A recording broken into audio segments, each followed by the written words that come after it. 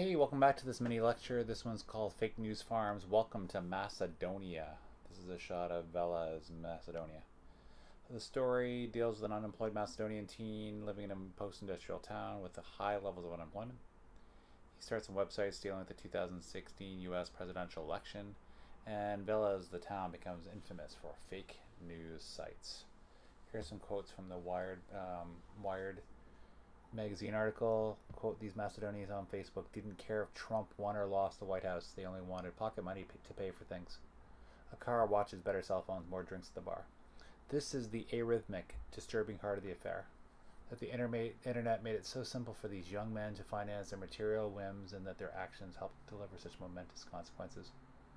From this, can we disincentivize fake news production in a poor post-industrial town with high unemployment and teens that have a lot of time on their hands, who want money for cars, watches, phones, and drinks? How can you? The question might be better. How could they not do what they did? Companies used to designate exactly where they wanted their ads to appear. Now they increasingly rely on automated advertising, a system that matches ads to anonymized profiles of consumers based on data like what they have searched for. How this all leads to this question: how do we manage automated advertising? And more specifically, from this, how can these fake news farms not start when you have automated advertising?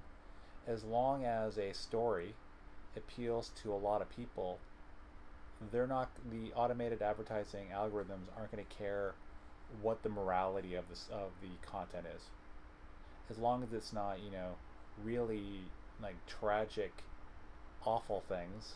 Like, fake news doesn't seem to the average person, it seems like some mischievous behavior. As long as it's that, these automated advertising systems aren't going to be able to vet that out, especially when opinion and fact are the difference between the two is so subtle. Here's a question from Pew about the news and trusting it as of 2017. What percentage of Americans who trust the information they get from local news, friends and family, national news, social media? Where do you rank them from highest to lowest? So from this chart from Pew, you see that people looking for trusted information, they prioritize local news above family and friends. National news and social media is at the lowest. Why do you think these news sources are ranked this way? Like, why is local news so trusted? Why are friends and family also trusted? National news is close and social media is so low. What does this say about the news industry and fake news? Maybe social media, people are beginning to understand as of 2017 that social media propagated and amplified news isn't necessarily trustworthy, which is probably a good thing longer term. Fake news isn't just in Vela's Macedonia, it's also more local. In Buffalo, for example, the quote-unquote news site, the Buffalo Chronicle, when there was a news story about this site, here's a quote: Matthew Ricciazzi has written debunked stories about Canadian politics and once told the US candidate he published negative articles about their opponents for $400 apiece.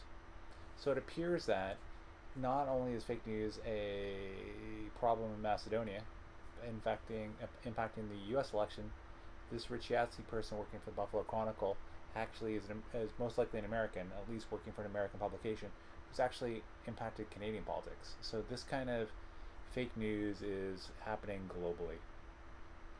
And I would make the argument, is really any difference between the Buffalo Chronicle and Macedonian fake news? They both seem like fake news, and really, is there any difference except for the geography of where it occurred? That was Fake News Farms. Welcome to Macedonia. Thanks for listening.